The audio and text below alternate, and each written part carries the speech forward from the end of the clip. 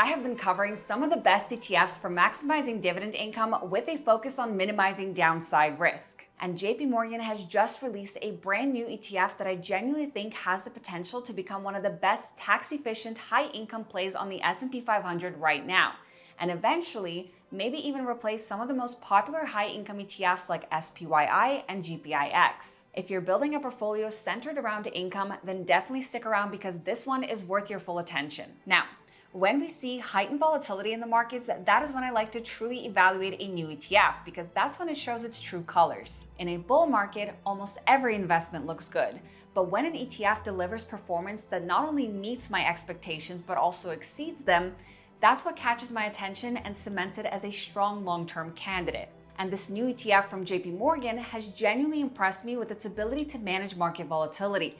It outperforms the S&P 500, delivers stronger returns than high-income peers like SPYI, and still provides a massive dividend yield of around 8 to 9%. And best of all, it's structured in a tax-efficient way. So at the end of the day, you as the investor get to keep more of that dividend. Now, it's important to note that given the amount of volatility we're seeing right now, the focus for many investors naturally shifts towards high-income ETFs. And the reason is simple. These ETFs use the options market with strategies like covered calls to generate premium income, which cushions market volatility while providing elevated yields, typically in the 10 to 12% range, and sometimes even higher. But the most important piece is this. When volatility rises, option prices rise as well. And this relationship is driven by something called vega. So right now, the options market is extremely attractive with elevated premiums. And ETFs that can effectively capitalize on this tend to outperform traditional benchmarks like the S&P 500 and the QQQ. But what most people don't realize is that not all high-income ETFs are built the same. The strategy they use matters a lot more than you think, especially during a sell-off. Because high income generation is only one piece of the pie. If a fund is able to combine both high income with a strategic stock selection, you have the potential to not only outperform in a bull market, but also outperform in a bear market. And JPMorgan is really good at this. This brings me to ROCY, the JPMorgan Equity Premium Yield ETF.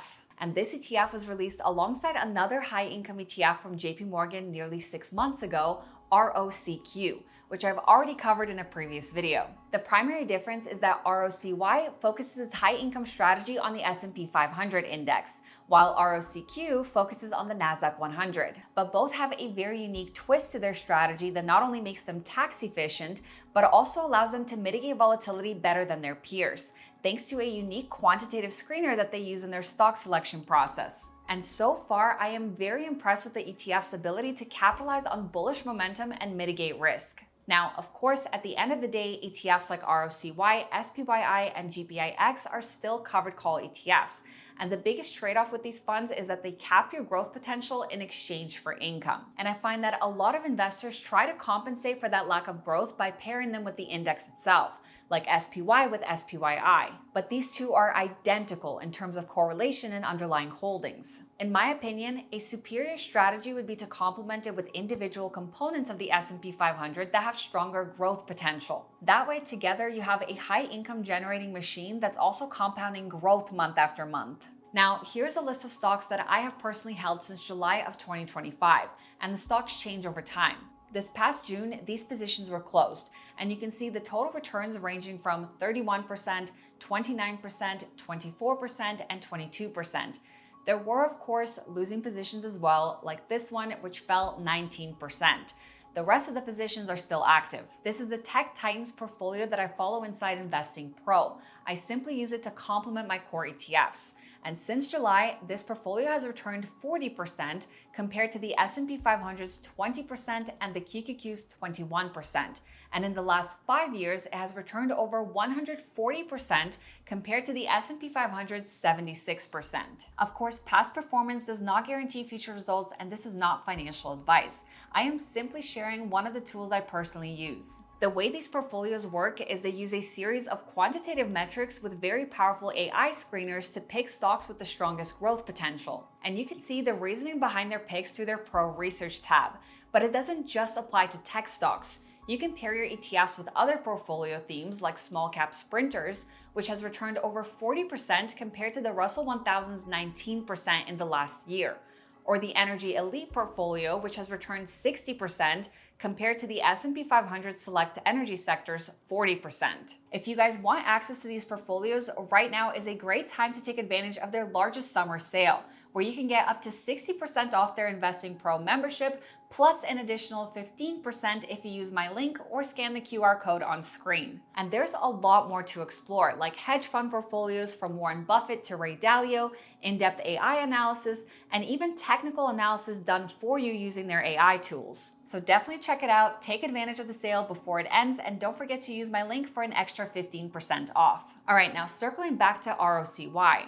This ETF was established in March of 2026, but despite that, it's already accumulated close to $300 million in assets under management. And the best part is that its expense ratio is only 0.35%, which is significantly lower than peers like SPYI.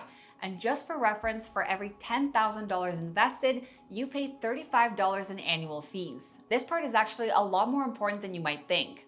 Say you put $100,000 into two funds, both growing 8% a year, one charging 0.65% and the other just 0.35%. After 30 years, that tiny fee gap costs you around $80,000 from nothing other than the fee you're paying. Now, since inception, ROCY has outperformed SPYI and matched GPIX in total returns. But what I want you to focus on is how the fund's price pattern differs from the others. For example, when you look at the last 5 days where the market suffered meaningful selling pressure, you can see ROCY deviates away from all the other ETFs. And it's these moments of risk management that can really separate a fund's total returns over the long term, and more importantly, provide income investors that extra layer of protection for their portfolios. Because like I said, covered call ETFs that simply track an index like SPYI and GPIX use the income they collect from covered calls to cushion the downside. And that cushion is only 1 to 2% at best. We've seen that in the past sell-offs. But with ROCY, I believe you have the potential for significantly better risk management. So what is this extra layer? Well, when you look at the fund's prospectus, it clearly states that the manager's equity selection follows a data-informed fundamental process that evaluates company prospects, valuations, and key risks, resulting in diversified exposure across sectors. And when you compare the fund's holdings breakdown to funds like SPYI, you see that the sector allocations do have certain differences. For example, ROCY allocates more to financials at over 12%, slightly more to energy and utilities, and less to consumer defensives. And that is why ROCY only holds around 110 individual stocks, instead of 500 like SPYI and GPIX. In my opinion, these allocation differences give the fund the potential to outperform over the long term while also providing better risk management, something that a lot of investors, especially retirees, want during times of volatility. Now, the strategy behind ROCY's high dividend yield is a combination of covered calls and call spreads. And a call spread is when you sell a call option and then buy a call further out of the money. This is designed to try and capture more upside during market rallies where the call option appreciates in value alongside the S&P 500 index. Now, the most important thing about this ETF, and what in my opinion makes it much more favorable long-term, is its tax efficiency. You see, previous JPMorgan high-income ETFs like JEPI or JEPQ were not tax efficient, and for one reason. Instead of using index options like most high-income ETFs do, they use something called ELNs. The structure is a little bit complicated, but to put it in simple terms, it is a contract with a financial institution that provides a return profile similar to a covered call strategy. The biggest downside is that ELNs aren't tax efficient. Index options, on the other hand, allow dividends to be treated as a return of capital, which, as I've mentioned many times before, is very favorable for investors because the dividends you receive are tax deferred and then get treated as capital gains once your adjusted cost basis reaches zero. And to explain what that means, let's say you invest $100,000 in ROCY and receive $10,000 in dividends in the first year. Now your cost basis goes from $100,000 to $90,000. Then in the second year, you receive another $10,000, which drops your adjusted cost basis from $90,000 to $80,000. And this continues year after year until your ACB reaches zero, at which point you'll pay long-term capital gains tax on any remaining dividend distributions. This is much more favorable than paying regular income tax rates, which can eat into your fund's total return significantly over the long term. But there's also another benefit to ROCY, and that is its flexibility. When a fund is able to use regular index options, it can exit positions and roll them over quickly whenever the managers feel the need to. But with ELNs, you're trapped once you execute them. And that is why you see funds like JPIX heavily underperform peers that use regular index options. The managers aren't able to adjust their covered call positions. Now, circling back to dividends, when you look at the fund's dividend history, it has been rather inconsistent. And to me, that is actually a good sign because it shows that the managers are distributing only the premium income they're collecting and nothing more. They're not artificially boosting the dividend yield. And as a result, the fund's NAV, or price return, is able to stay strong and consistent. You can see that difference when you compare the fund's price return to SPYI and even GPIX. It's outperforming both since inception. So ROCY combines strong dividend distributions with strong capital appreciation in a tax-efficient manner. And I really think it has the potential to become a core holding for many investors down the road. And that is all for this one. If you haven't yet, make sure you subscribe to my channel and hit that thumbs up button for the YouTube algorithm. Thank you guys so much for watching, and I will see you in my next one. This video is for educational and entertainment purposes only and is not financial, investment, tax, or legal advice. Discussions of ETFs, investing strategies, market updates, or specific funds are general, not tailored to your financial situation, and should not be relied upon for decision-making. Investing involves significant risks, including total loss of principal, and past performance does not guarantee future results. I am not a registered financial advisor. My content reflects personal research and publicly available information. I may earn affiliate commissions from mentioned products or links disclosed per FTC guidelines, but these do not influence my opinions. Always consult a licensed financial professional and verify information independently. By watching this, you agree I am not liable for any losses or consequences from your actions.